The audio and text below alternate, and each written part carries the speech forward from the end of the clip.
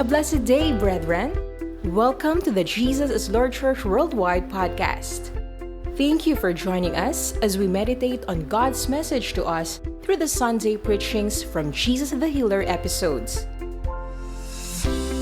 With open heart, mind, and spirit, let us pray that God would speak to us today. Ang tema ho natin ay sa Proverbs chapter 11 verse 30. The fruit of the righteous is a tree of life, and he who wins souls is wise. Ang langit, kinukonsidera na ang tao ay matalino kapag siya'y nagsosoul win. Sabi ho ng Bible yan, he who wins souls is wise. Bakit? Ginagawa niya yung gusto't nais ng Diyos na gawin natin. Kaya wise, sabi ng Biblia. Alam niyo po, ang soul winning, mga minamahal, sabi ho dyan, the person who wins soul for God is without a doubt a reflection of his or her gratefulness for what God has done in his or her life. Ang tao daw po na nagwiwin ng soul sa Diyos ay reflection yung pagwiwin niya ng souls ng kanyang pasasalamat sa Panginoon sa lahat ng bagay na ginawa ng Diyos sa kanyang buhay. Amen? Ako po naniniwala na walang isa man dito na wala ang ginawa ang Diyos. Lahat tayo may ginawa ang Panginoon. Yun nga lang kung iba, hindi napapansin. Baka ho kulang at nalilimutan na magpasalamat sa Panginoon. Ang ating pong pagsunod na mag-win ng soul ay nagre-reflect ho ito ng salamat, Panginoon. Naalala ko lang ho nung araw, mga estudyante pa kami, nag-share po kami ng Word of God doon sa PUP. Bakit po? Kasi nag-overflow yung puso sa pagpapasalamat sa Panginoon.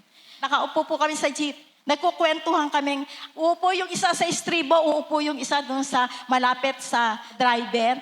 Kunwari po magkukwento kami, ay meron bang service dyan? Meron bang Bible study? Saan? Doon sa lugar na yun. Nag-iistoryahan kami para kaming hindi magkasama. Kaya yung mga tao, wala silang, kami na pinakikinggan ng tao sa pagkukwento, ang layo niya. Nandun siya sa likod ng driver, ako nasa estribo. Strategy, plan, and purpose. Intentional soul winning. And the rest is history. Yung mga estudyante po na pagbakasyon ay pupunta sa mga probinsya, nag-o-overflow yung gratefulness in their hearts. Kaya doon sa probinsya, pagpunta sa probinsya, ginagather ang pamilya, nagkakaroon sila ng prayer time, ang sinasabi, pero ang totoo, sharing of the Word of God. Nakita na lang po namin sa paglago ng JIL Church, meron na pala sa probinsya na yun, may probinsya na doon, meron na doon sa kabilak-bilang probinsya. Kaya yung pong pagsusolwi natin, katibayan yan na we are so grateful sa Panginoon. Kaya ho tayo ay magsosolwin. Soul winning is our Lord Jesus' final word. Ito po actually ang final word ni Jesus bago siya pumanik sa langit. Yung ba alam natin, nabuhay si Jesus during the earthly ministry, siya ay nag-share ng Word of God, siya ay nagpagaling kung ano-anong ginawa sa earthly ministry na ating Panginoon. Pagkatapos po yun, siya ay pinahirapan, napako sa krus ng Kalbaryo, inilibing, at pagkatapos po, tapos ng 3 araw, nabuhay namang muli ang ating Panginoon. At nagpakita sa mga disipulo niya. Di ba sabi yan ng Bible yon? Meron ako nakita sa Luke chapter 24, verse 47 to 49. Nag-final word po si Jesus sa Luke chapter 24 sa kanyang mga disipulo. Now, you must go into all the nations and preach repentance and forgiveness of sins so that they will turn to me. Start right there in Jerusalem para ho yun sa mga disipulo. 48, for you are my witnesses and have seen for yourselves all that has transpired. Merong dahilan kung bakit sila tinawag ng Panginoon. To be witnesses of the Lord. Kaya ho mga kapatid, yung ating binasa na, you must go. Now, you must go. Ano pa? You are my witnesses. Ano ho ang ibig sabihin? Ano ho ang pinaparating ng Lord sa mga disipulo? Soul winning is mandatory. Hindi po ito pag gusto ko, pag ayaw ko, Soul winning, yan yung huli na binigay ng Lord sa mga disipulo niya. Na matapos ang kanyang earthly ministry, nang siya ay nabuhay namang muli at nagpakita sa maraming disipulo niya, pinaalam ng Lord, ito yung rescue mission niya sa mundo. Marching order yan. Ibig sabihin, gawin po natin. It is not a choice. Hindi ho pipiliin lang. Hindi, si pastor lang. No? Hindi si pastor lang po ang mag-share. It's not a choice, but a command to preach or share God's redemptive plan for the people. Pwede ho bang palakpakan natin ang Lord? Ako po natutuwa dahil hindi lang po pastor ang inordina ng Lord, kundi tayo hong lahat. Sasabihin ho natin, naku, hindi ako marunong magsalita sa maraming tao. Hindi ho kailangan sa maraming tao. Sa 2, sa 3, na mga minamahal mo sa buhay, mga malalapit sa buhay mo, mga nakakasalamuha mo sa trabaho, nakakasalamuha mo sa eskwelahan, nakakasalamuha mo sa community mo. Huwag ka nang tumingin sa likod, huwag ka nang tumingin sa kaliwa, sa kanan mo. Ikaw na nga ang gagamitin ng Diyos para matupad ang final word ng Lord. Nung araw po kasi wala pang magandang church na ganito si JIL. Kaya ang mga estudyante po lumalabas. Yung mga tao sa labas, pinapapasok sa loob. Kaya kailangan ho natin lumabas sa community, sa trabaho natin. Ikaw yon, ikaw ang instrumento ng Lord. Ikaw ang witness ng Lord sa lugar na yon. Luke chapter 24 verse 50 to 53, Jesus led his disciples out of Bethany. He lifted his hands over them. Papapanik na po sa langit ang Lord dito. And blessed them in his love, sabi dyan. Sa verse 51, while he was still speaking, nagsasalita pa ang Panginoon, speaking word of love and blessing, he floated off the ground into the sky, ascending into the heaven before their very eyes. Napaka-dramatic po nito no? Nagbe-bless ang Lord, bine-bless ng Lord ang mga disipulo. Nagsasabi siya ng mga pagmamahal niya sa kanyang mga disipulo. At habang nangyayari po yun ay unti-unti nang tumataas ang ating Panginoon. At pataas siya ng pataas, patungo doon sa sky, papunta na doon sa langit, before their very eyes. Sa verse 52, sabi ho dyan, nung makita nila yon, habang pinalibutan na si Jesus ng mga ulap, ano ang sabi dito sa verse 52? And all they could do was worship Him. Sobra pong overwhelming, kahanga-hanga na ginawa ng Lord sa kanila as a witness. They experienced the Lord.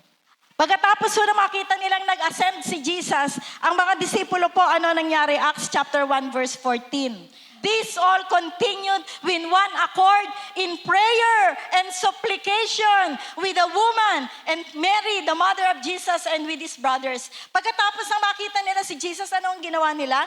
Tinulak silang lahat ng mag-pray. After that very scene in Luke chapter 24, they became people of prayer. Acts chapter 4 verse 31, ano po ang nangyari sa kanila? And when they had prayed, the place where they were assembled together was shaken, and they were all filled with the Holy Spirit and spoke the word of God with boldness.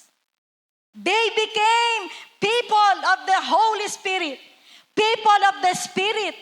Sila'y napuspos ng Espiritu ng Panginoon. Ang resulta po nun, mga minamahal, they spoke the word with boldness. Unay prayer, pangalawa, ang apuspusan ng banal na Espiritu.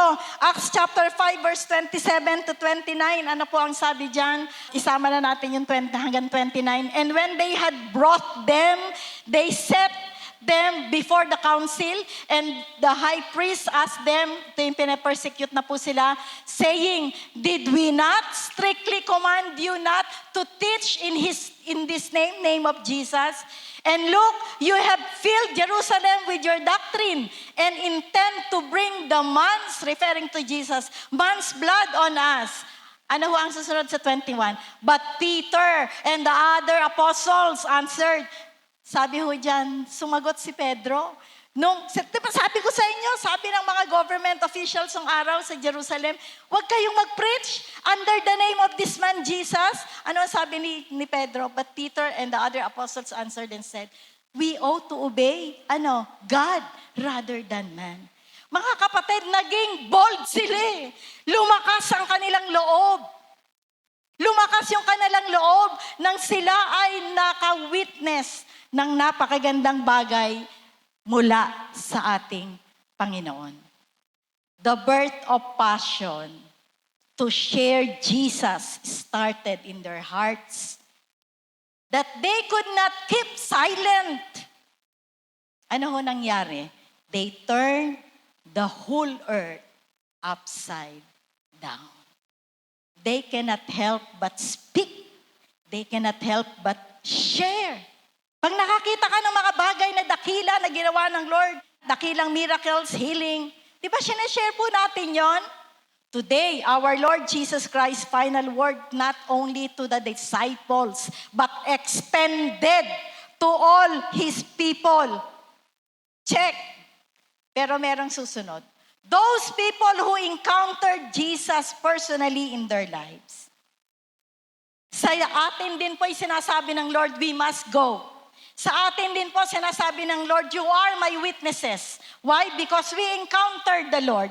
Why? Because we realize and experience the goodness of God in our lives. Wala isa man tayo dito, isang tao man dito na hindi nakaranas ng kabutihan ng Lord sa kanyang buhay. Tama po ba? Pwedeng iba-iba ang estado ng buhay po natin. May mayaman, may middle class, merong poor, merong poorest of the poor, pero lahat tayo naka-experience ng kilos ng Lord. We must go and be His witnesses. We are God's ambassadors. We are God's extensions. We are Jesus' disciples. Mga minamahal, hindi na po mahalaga na kilala ka ba o hindi. Ang mahalaga po, alam ng Lord na ikaw ay nagso-soul win sa Kanya. Wala naman po tayo dito sa ating simbahan na ilan ang na-soul win mo? 2, 3, 4, lalagay ko, itatala ko. Wala naman pong ganon. Ang mahalaga ho, tinatala ng langit na tayo ay nag-win ng soul sa Kanya. Alam ng Lord na tayo ho ay nag-win ng soul sa Panginoon. The time na we surrendered our life to the Lord and continuously na-encounter po natin ang kabutihan ng Lord sa ating mga buhay, you are commissioned by God. You are handpicked by God. You are authorized by God. Bakit? Ikaw po ang recipient ng napakahalagang role from Jesus. Important role. Gaano ka-importante para sa Panginoon ang misyon na ito? Uulitin ko lang po, yung inawit ng ating mga song leaders kanina. The darling of heaven is crucified. John chapter 3 verse 16, a very familiar word na po ito, di ba? God gave His all to this mission. Ito na yung ultimate ng Lord eh. Bakit all? Hindi anghel ang namatay sa krus ng Kalbaryo. Hindi sino mang saints ang namatay sa krus ng Kalbaryo. Hindi ang sino man, tao, sino man, walang ganun. Bakit all? Kanina ko pa ho sinasabi, yung sinasamba ng langit, yung yaman mismo ng langit, ay bumaba dito sa lupa para ikaw at ako ay magkaroon ng buhay na walang hanggan. Pwede ho bang palakpakan natin ang Lord Ron? Amen. Amen. For this is how God loved the world. He gave His one and only Son so that everyone who believes in Him will not perish but have eternal life. God sent His Son into the world not to judge the world but to save the world through Him. Dahil binigay ng Lord ang all to this mission, isn't that enough for us to move and fulfill the final word of Jesus? Now for all of us, not only for His disciples, but for all of us who encountered, who experienced the goodness of the Lord, isn't that enough? God gave His all to this mission. Kaya ho, the greatest gift man could ever receive ay ang ino-offer ni Jesus. Wala nang iba. Hindi ang magandang bahay, hindi ang bagong kotse, hindi ang magandang business, hindi na ho. When you receive Jesus in your heart as your personal Lord and Savior, you have everything. Bakit ho everything? Kasi binigay kaya Jesus, the Lord, heaven, God gave His all for this mission. Luke 19 verse 10 po, sabi dito, for the Son of Man came to seek and save those who are lost. Today, many Christians, ito ho realidad, failed to fulfill God's final word. Kasi minsan nasa-settle na po tayo doon sa, lahat ng upuan meron ng nakaupo. Imagine po tayong lahat dito. Kung meron tayo sa isang taon na isang i-strategize na kaluluwa, isa na lang. E di dumoble tayo. Dumobleng mga kaluluwa. So, hindi na ho siguro humihinto ang langit sa pagse-celebrate. Kasi kung minsan po, di ba, nananalangin tayo para sa ating mga mahal sa buhay, tapos hindi naman ho sila, parang walang nangyayari, di ho ba? Never stop praying. Kasi may nangyayari. Kahit hindi mo nakikita. Kahit hindi mo nakikita, there is something happening in their lives. Magra-ripen yon, kumbaga sa bunga, sa isang bunga. Hilaw pa eh. Pero magra-ripen yon. At pag dumating ho na siya ay hinog na, makikita mo lahat ng prayers mo. All you can do is to worship the Lord. All you can do is to praise God. Lord, tumutog ikaw ay Diyos na tumutugon sa panalangin, sabi ng awit. We are called not just to receive blessings, but to be a blessing to other people. Let us live this life according to the will and ways of God. Pag tayo ho ay nabuhay according to the will, according to the ways of God, yung kalooban ng Lord sa ating mga buhay, ano ho mangyayari? We will have an impact to other people.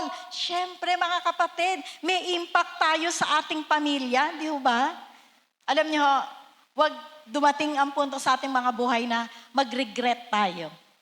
Bakit hindi ko pa ginawa? Bakit nahiya ako? Naalala ko lang po ito, itong Matthew chapter 10 verse 32. Bakit ko i-share sa inyo? Narinig na ho natin siguro ito na marami. Pero alam niyo po nung araw, dahil itong sinasabi ni Bishop Brother Eddie sa amin bilang pagtuturo. Sabi ho dito, everyone who acknowledges me in public here on earth, I will also acknowledge before my Father in heaven. Ako, ang laki ho ng dating sa amin ito. Sabi ho doon sa Tagalog, kung tama ang pagkakatagalog ko ho, ang lahat ng hindi kinahihiya ang Panginoon sa karamihan, sa public, hindi ko rin sila ikahihiya kapag dumating sila sa harap ng aking Ama sa langit. Pero kung merong isa sa inyo na ako'y tinatatwa, di ba maraming ganyan? Sa mga kaopisina nga, sa mga offices nga tahimik na tahimik. Dumadating yung punto na pagkakataon na bigla naman lumalabas din, mga senaryo. Sasabihin ng kaopisina niya, ay Christian ka pala? Hindi man lamang nagsishare ng salita ng Lord, ng mga patutuon niya sa Panginoon. Mismo si Jesus ang nagsalita. Everyone who denies me here on earth, I will also deny. Noong araw ho, unang-una kong narinig ito, naku po, Panginoon, kailangan pala i-confess kita, kailangan pala i-share kita. Kasi kung hindi, pagharap ko sa Ama sa langit, kasama mo ko, ikaw, ay hindi ka pwede Ako'y dinideny mo sa earth, nung nasa lupa ka, hindi kita kilala. Ako, ayoko pong mangyari yon. Sino ho yung gustong mangyari yon sa kanya? Taas ang kamay. Ayaw ho natin, no? Ito ho ang sa akin personally. Di man ho ako nag-share sa maraming tao nung araw. Kahit ho pa isa-isa pa dalawa mga kaklase ko po. Ay sinasharean ko, ang laki ng dating sa akin ito, ayokong ma-deny ako sa harap ng Diyos. In this world, ito sa mundong ito, napakahalaga po ng approval ng Diyos. Listen, hindi po mahalaga ang approval ng tao. Number 1 is the approval of God Himself. Speak your heart. Sabihin po natin yung ginawa ng Lord na nandun, nakatago lang sa ating mga puso. I-testify natin ang mga blessings natin sa Panginoon. Pray for open doors. Pray for open doors to share God's truth to other people. Sa birthday o kung ano man, bago ka pumunta doon, mag-pray ka, Lord, meron bang isang kaluluwa na pwede kang ibigay sa akin na ma-sharean ko naman ang Word of God? Na masibihan ko naman ang kabutihan mo? Kabutihan mo sa akin, Panginoon, kabutihan mo rin sa kanila, baka hihigitan mo pa para sila ay manumbalik sa iyo, Panginoon. Certainly, the Lord will answer your prayer. Lord, give me one soul today. Bigyan mo ako ng bukas na pinto na ma-sharean ko ang sino mang tao. Pag huganan tayo sa Lord, pinagpe-pray natin yung as confession of our faith. Di tayo makakali hanggat hindi ho natin na-share si Jesus. Bibigyan tayo ng Diyos ng 1, 2, 3, maraming kaluluwa na dadali natin sa paanan niya. Palakpakan po natin ang malakas ang ating Panginoon. Shall we all arise, please? Tayo pong lahat ay saglit na tumayo lamang. Mga unang awit po ito ng JIL noon na nagsasabi ho ng Lord, yung susunod ako sa iyo. Ano man ang mangyari sa aking buhay, susunod ako sa iyo. Hindi ako pwedeng tumayo lamang, umupo lamang. Susunod ako sa iyo, Panginoon, ihahayag ko kung anong mga bagay, dakilang bagay na ginawa mo sa akin. Pwede ito ho ay isang awit, pero gawin po nating prayer ng ating mga buhay. Lord, this time hindi na ako nagbibiro. This time, hindi ko na wawalang bahala ang iyong nais na mangyari sa aking buhay. Nais mo ako maging mapagpala, tama, nararanasan ko yun, pero nais ko namang pagpalain ka, Panginoon. At pag pinagpala kita, Panginoon, ito yung kaya kong gawin. To win souls for you. To win souls for you. Shall we just raise up our hands at awitin po natin itong Panginoon. Panginoon, minamahal kita. Panginoon, minamahal kita. Paglilingkuran ka habang nabubuhay.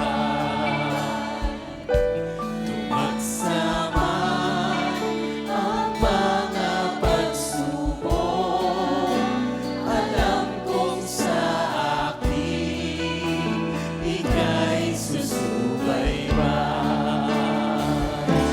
Kaya't ako ay susunod sa'yo upang ipahayag ang iyong salita. Buhay ko ba'y aking iaalay bilang ganti sa'yo. Thank you, Lord. Habang nakataas po ang ating mga kamay sa Panginoon, ako po'y mananalangin lamang, Panginoon, ang awit na panalangin na ito ng aming mga puso. Panginoon, ay minsan naming ibinabalik po sa iyo, kinukumpisal sa iyo, sinasabi sa iyo, dinideklara sa iyo, Panginoon, na ang buhay na ito na taglay po namin ay magbibigay sa iyo ng karangalan, susunod sa iyo, Panginoon, sa nais mo, na kami bilang mga instrumento mo, ay magsasabi, magkukumpisal, mag-share ng iyong word. Sa sobrang napakaraming bagay ng katugunan sa panalangin na iyong binigay, mga bagay na amin sa kasalukuyang taglay, kung minsan po hindi naman namin pinanalangin, sa kabutihan mo, O Diyos, binigay mo po ito sa amin, Panginoon. Lord, salamat, napakabuti mong Diyos. Panalangin ng aming puso, sinutugon mo, maging mga panalangin na hindi namin nasasambit, tinutugon mo rin, Panginoon. Binibigay mo din. Panginoon, sa oras na ito, ang aming mga kamay ay nakataas sa iyo. Sumasamba. Sa iyong kabutihan, wala kaming kayang gawin kundi ang sambahin ka at pasalamatan, Panginoon. Salamat, salamat, Panginoon. Sa lahat ng kagalingan na iyong binigay, O Lord. Panginoon, sa oras pong ito, bawat isa po sa amin, Mga minamahal kong kapatid, sumunod lamang po sa maikling panalangin ito. Panginoong Jesus, salamat sa buhay na walang hanggan. Salamat sa buhay. Na aking pong tinanggap ang buhay na ito, Panginoon, na taglay ko po ngayon. Taglay ko po Bukas sa iyong mga mata. sa iyo. Tinanggap kita, Panginoon. Tinanggap kita. Totohanan sa aking buhay. Totohanan Bilang sarili kong Panginoon. Bilang Sarili kong tagapagligtas. sarili kong Panginoon, hindi lang para ako pagpalain mo. Hindi lamang para Higit pagpalain. sa lahat ng bagay, Higit sa lahat ng bagay. tinawag mo po ako, Panginoon, Tinawag upang gamitin mo, upang gamitin. ilaganap ang iyong salita. Panginoong Jesus, nakataas po ang aking kamay, susunod po ako sa iyo. Susunod po ako sa iyo, Panginoon. Ako na lamang po ang mananalangin. Panginoon, maraming salamat sa kapahayagan ng iyong salita. Alam po namin na ang iyong salita ay hindi babalik sa iyo nang walang ginagawang himala sa aming mga buhay. Naniniwala kami at nananampalataya na ang iyong salita ay buhay at may buhay, kumikilos, Panginoon. Sila'y nagsabing susunod sa mandate mo sa amin, Panginoon. Ano po yung mandate mo? Ang magpahayag ng iyong salita, Panginoon. Lord, ngayon naman, ang kanilang mga pangangailangan sa buhay. Nagtungo sila sa lugar na ito, Lord. Meron silang dala-dala. Panginoon, bago pa kami Lord, pumasok sa lugar na ito, inaalalaman mo na ang lahat ng pangangailangan ng iyong mga anak. Dakilang Diyos, iunat mo ang iyong mamaghimalang kamay sa bawat isa na nangangailangan ng kagalingan. Lord, kilala mo po silang lahat. Idaloy mo, Ama, ang kagalingan mula ulo hanggang talampakan. Lahat ng nangangailangan, O Lord, ng kalakasan ng katawan. Panginoon, patuloy mong hipuin ang kanyang puso. Hipuin mo, Lord, ang kanyang lungs. Hipuin mo, Panginoon, ang anumang uri ng sakit sa kanyang abnormalidad, sa kanyang blood, Panginoon. Alisin mo ang lahat ng abnormalities doon sa kanyang blood, Panginoon, in the mighty name of Jesus. Lord, ang anak mo na yon na may hawak sa kanyang puso, may hawak sa kanyang tiyan, ano man ang bukol, ano man, Panginoon, ang sumisibol at umaambang sakit at karamdaman sa kanilang katawan. O dakilang Diyos, sinabi mo, sakit at karamdaman na hindi galing sa iyo. Panginoon, ang nasa sa iyo, Panginoon, ay ang kagalingan. By the stripes of Jesus, we are all healed. Lord, dialoy mo mula ulo nila hanggang talampakan. Miraculously touch the vessel, the body of your people this morning in the mighty name of Jesus. At Panginoon, Ikaw ang Diyos na napakabuti. Tiyak na tiyak ang kagalingang nagmumula sa iyong pangalan, Panginoon. Panginoon, maging ang mga nanonood, Lord, sa live streaming, Panginoon, hindi ka limitado ng space. Panginoon, ang iyong kamay doon sa kwarto na yon, ng kanilang tahanan, doon sa kwarto ng ospital o kung saan mang lugar. Oh Jesus, we pray for your divine visitation upon your people na nanonood, Panginoon. I-stretch forth mo yung kamay sa kanila, Panginoon, at heal them from the crown of their heads to the sole of their feet. Lord, ang kagalingan, ang kalakasan ng katawan ay sa iyo lamang nagmumula, Panginoon. Lord, Holy Spirit, katagpuin mo po maging ang unspoken request ng iyong mga anak. Mga panalangin na hindi po nila kayang sabihin kanino man, sa iyo lamang, Panginoon. Lord, let it be answered, Lord. Let it be done in their lives, O God. In the mighty name of Jesus. Panginoon, maraming salamat po sa iyo. At magbigyan mo kaming lahat ng kakaibang uhaw at gutom sa iyong salita. Na kami laging manalangin, na kami, Ama, ay laging magbasa ng iyong salita. Doon ka naming makikilala ng mas malalim pang kaparaanan. Salamat sa iyong presensya sa aming kalagitnaan. Salamat sa pagkakataon na iyong salita ay napahayag, O Diyos. Ito, Ama, ang lahat ng panalangin, alam naming tinugon mo. We give you all the glories, all the praises, all the honor, for you alone, O God, deserve all the praises. In the mighty name of Jesus, this we pray. Amen and amen and amen. Thank you for listening to the Jesus is Lord Church Worldwide podcast. Please subscribe to this podcast so you won't miss a single episode. To know more about the Jael Ministry, please visit jailworldwide.org. Until next time, God greatly bless you.